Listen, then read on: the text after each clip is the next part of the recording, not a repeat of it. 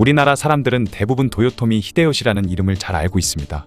그는 바로 임진왜란을 일으킨 원흉이기 때문이죠. 임진왜란을 일으킨 히데요시와 더불어 자주 들었던 이름이 또 있는데요. 바로 고니시 유키나가와 가토 기요마사이죠. 오늘은 임진왜란 당시 조선 침략의 선봉장을 섰던 고니시 유키나가에 대한 이야기를 해볼까 합니다.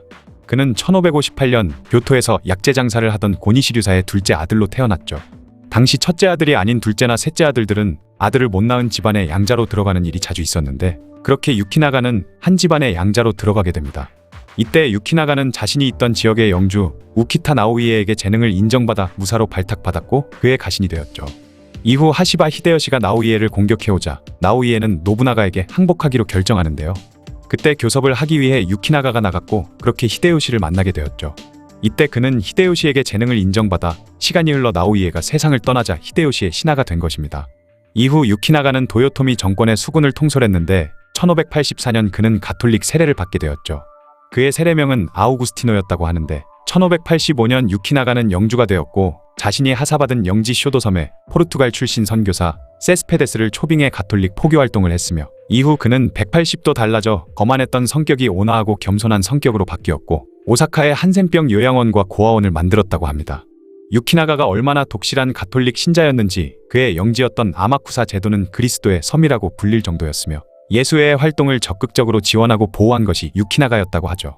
하지만 1587년에 도요토미 히데요시가 가톨릭 선교사들을 추방하라는 명을 내렸는데 이때 그는 우콘을 숨겨주고 추방령의 부당함을 히데요시에게 간언하기도 했다고 하죠.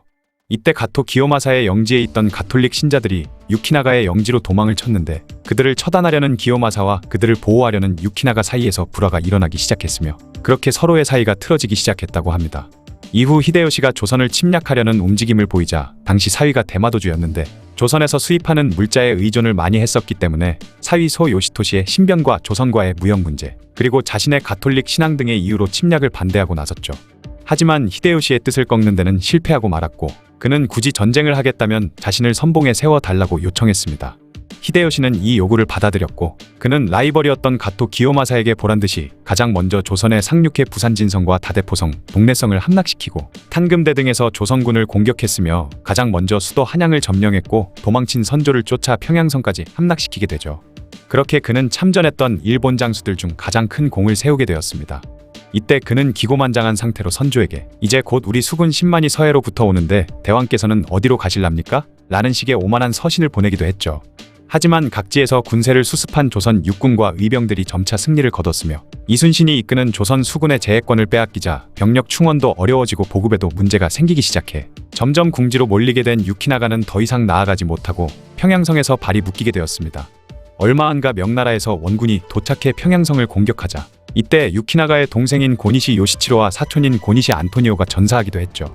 그리고 1593년 1월 이여성이 이끄는 4만의 명나라 지원군이 평양을 공격해 함락시켰고 유키나가는 결국 한양까지 퇴각하게 됩니다. 이때 유키나가는 분풀이로 여성을 제외한 한양에 있던 조선 백성들을 모조리 죽였으며 여러 건물들과 백성들의 집까지 거의 다 불태워버렸다고 하죠. 이후 계속 남하하는 명나라군과 벽제관에서 격돌의 승리를 거두었지만 행주산성에서 권율이 이끄는 조선군에게 대패하면서 일본군은 완전히 몰락하다시피 했습니다. 그러자 유키나가는 강화 교섭을 하기 시작했는데 서로 간의 말도 안 되는 주장을 펼치기 시작했죠. 명나라의 심유경은 일본의 완전 철군과 사과를 요구했는데 유키나가는 경상도, 전라도, 충청도, 강원도를 일본에 이양하고 명나라의 황렬을 천황의 후궁으로 삼을 것이며 조선의 왕자와 신하를 볼모로 일본에 보낸다는 요구를 했던 것입니다.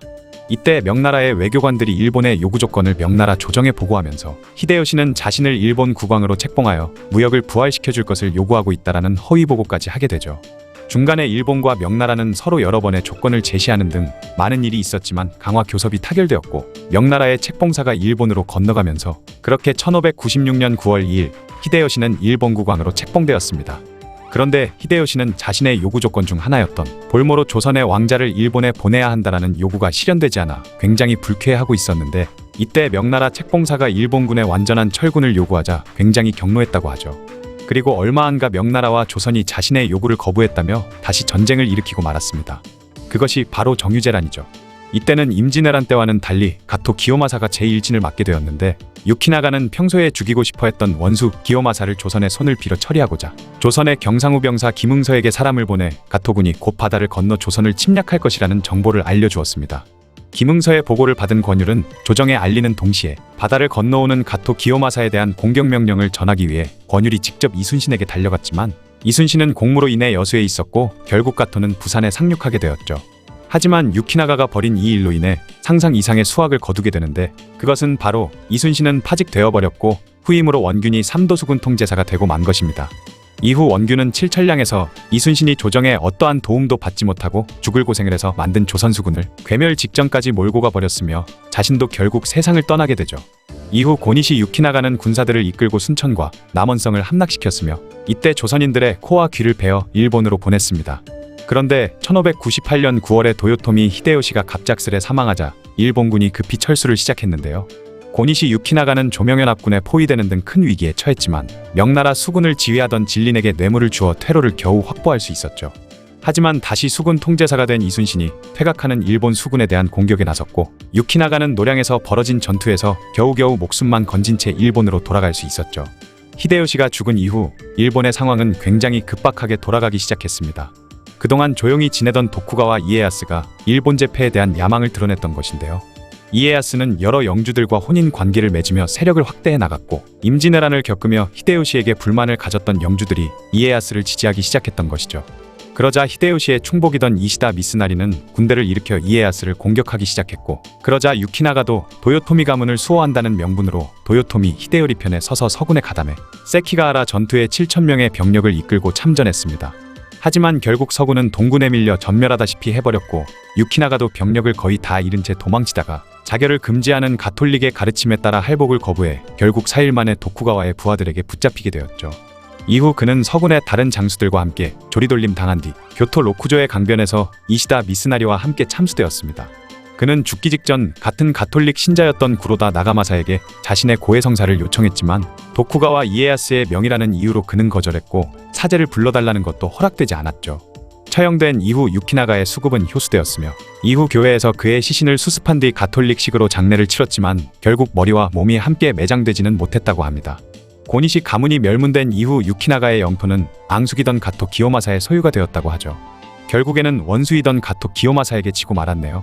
고니시 유키나가는 전쟁을 싫어했다고 하는데 결국 임진왜란을 반대한 이유도 자신의 이익과 자신의 종교적인 이유로 반대한 것이지 명분 없는 전쟁과 침략 전쟁에 반대한 것은 아닌 것 같죠. 임진왜란의 선봉장이 되어 한반도와 조선 백성들을 잔인하게 유린했던 고니시 유키나가에 대한 이야기였습니다.